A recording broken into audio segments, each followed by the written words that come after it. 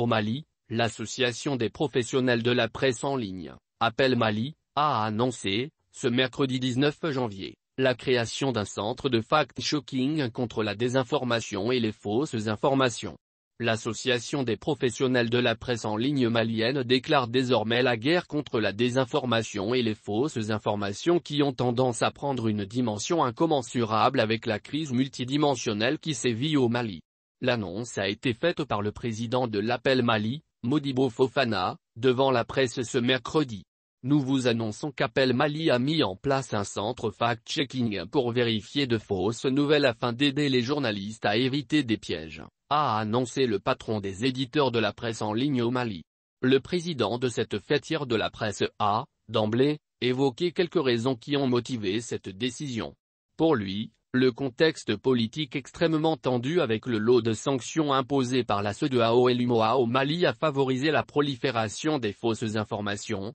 à une campagne de désinformation et d'incitation à la violence sur le net et les réseaux sociaux. Modibo Fofana a déploré le fait que certaines personnes s'adonnent à cœur de joie à la publication des fake news. Ainsi, il a cité, à titre d'exemple, l'arrestation d'un ancien dignitaire du régime, la note circulaire de l'armée pouvant démoraliser les troupes au front, et le partage des vidéos montées de toutes pièces pour alimenter le sentiment anti-français au Mali. Il a exprimé les inquiétudes de l'Appel Mali à la prolifération de telles campagnes qui consistent à nuire à la réputation des médias en ligne, aux institutions et les personnes qui sont ciblées. Ces fausses informations, fake news et désinformations sont en train d'enflammer une situation déjà tendue, regrette le président de l'Appel Mali, qui a automatiquement interpellé les professionnels des médias de ne pas perdre de vue leur mission d'informer, d'éduquer et de sensibiliser. Toujours sur ce sujet, Modibo Fofana a exprimé ses regrets de constater que certains journalistes et éditeurs en ligne se laissent piéger par la reprise de certains articles de presse en ligne fantômes et étrangères qui,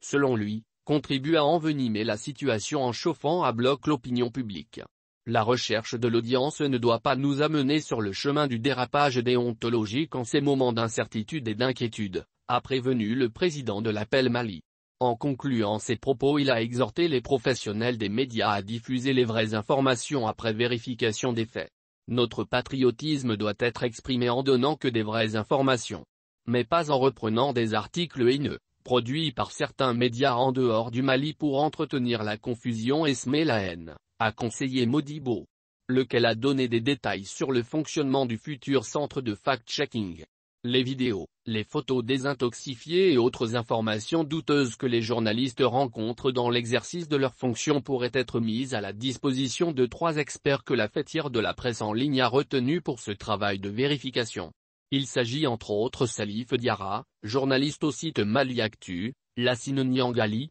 du site spécialisé en fact-checking _lejalon.com